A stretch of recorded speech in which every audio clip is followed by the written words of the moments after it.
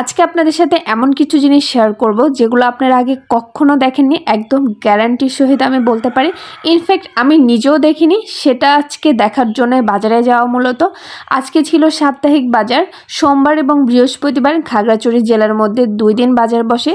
সব থেকে বেশি জমজমাট হয় বৃহস্পতিবারের বাজারটা। এই বাজারটা বসে মূলত শহরের মধ্যে অলিগলির মাঝখান দিয়ে, রাস্তার দুধার ঘেঁষে এই বাজারগুলা বসে। এখানে এমন কোনো জিনিস নাই যে পাওয়া যায় না, আর সব থেকে বেশি পাওয়া যায় এখানকার ট্রেডিশনাল যে খাবার দাবার, এখানকার পাহাড়ি বা আদিবাসীদের যেসব খাবার দাবার, ও সমস্ত জিনিসগুলোই বেশি পাওয়া যায়। তার মধ্যে একটা হচ্ছে শামুক। শামুকগুলো এখান থেকে কেটে ধুয়ে অনেকে নিয়ে যায়, ধোয়া না, মূলত কেটে নিয়ে যায়, অনেকে আবার গোটা নিয়ে যায়।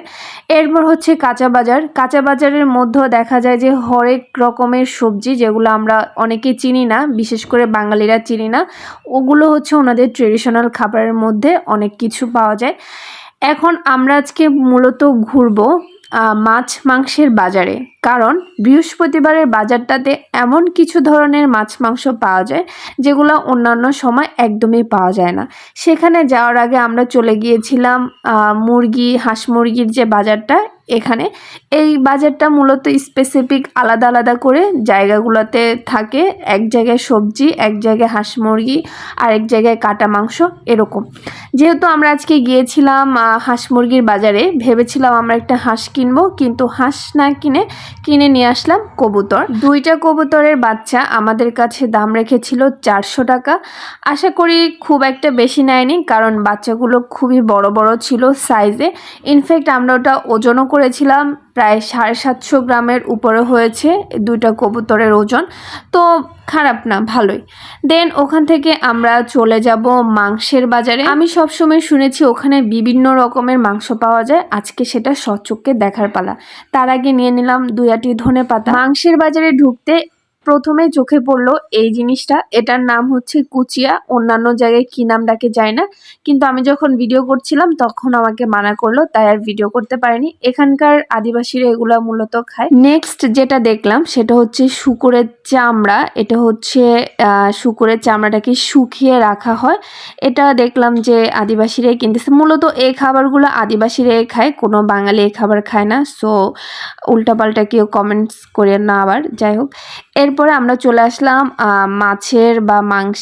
এখানে মূলত মাংসেরই বাজার, এটা মাছ পাওয়া যায় না। মাছ বলতে সামুদ্রিক মাছ পাওয়া যায়, ইয়েস।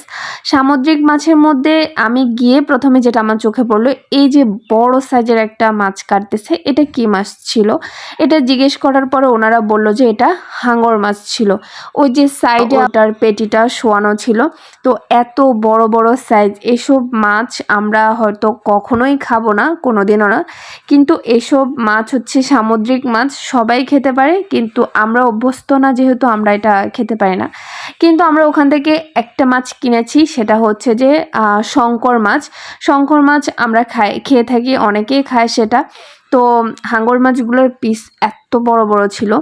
এই যে দেখতে পাচ্ছেন শঙ্কর মাছ, এখান থেকে আমরা 1 পিস শঙ্কর মাছ নিই, কারণ হচ্ছে যে খেয়ে দেখবো যে কেমন। কারণ এটা যদি বিগ সাইজের হয়ে থাকে তখন এটা আর খেতে খুব একটা টেস্ট লাগে না।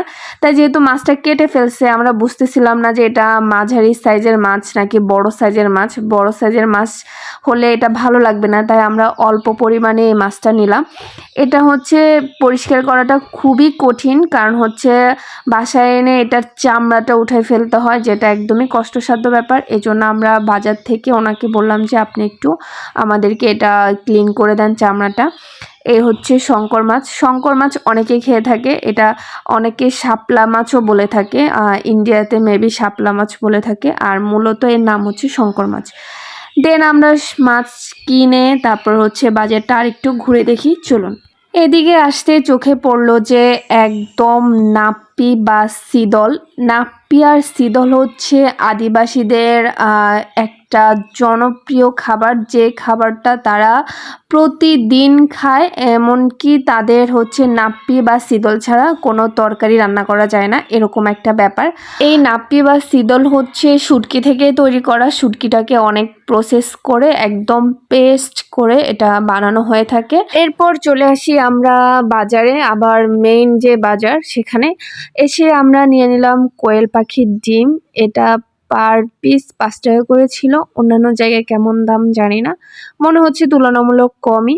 দেন আমরা 1 ডজন নিয়ে নিলাম। এরপর কিনতে গেলাম আতাফল। আতাফল আমার ভীষণ পছন্দ, আর এই 4-5টা আতাফল মাত্র দাম নিয়েছিল 20 টাকা। ভাবা যায় যেখানে এক পিসের দামই 40-50 টাকা হয়ে থাকে।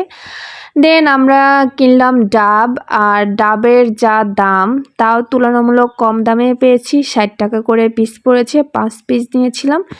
এই ছিল আজকে আমাদের বাজার। আরও টুকটাক কিছু জিনিস নিয়েছি, সেগুলো স্কিপ হয়ে গিয়েছে। টাটা।